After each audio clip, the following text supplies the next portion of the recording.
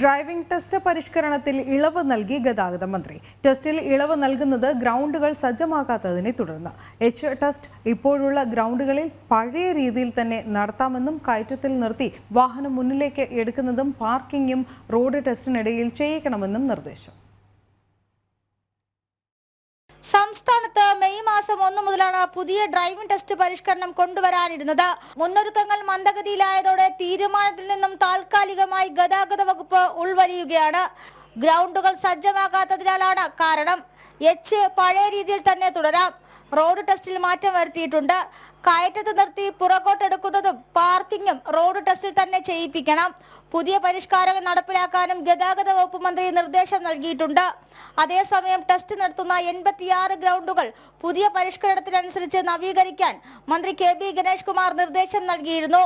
ആകെ 9 മാത്രമാണ് മോട്ടോർ വാഹന വകുപ്പിന് സ്വന്തമായി ഭൂമിയുള്ളത്. മറ്റിടങ്ങളിൽ തദ്ദേശ സ്ഥാപനങ്ങളുടെയും ഡ്രൈവിംഗ് സ്കൂളുകളുടെയും സ്വകാര്യ വ്യക്തികളുടെയും ഒക്കെ ഭൂമിയിലാണ് ഡ്രൈവിംഗ് ടെസ്റ്റ് നടന്നു വരുന്നത്. ഇവിടെ പുതിയ സംവിധാനങ്ങൾ ഏർപ്പെടുത്താനാകുമോ എന്ന ആശങ്കയും നിലനിൽക്കുന്നുണ്ട്.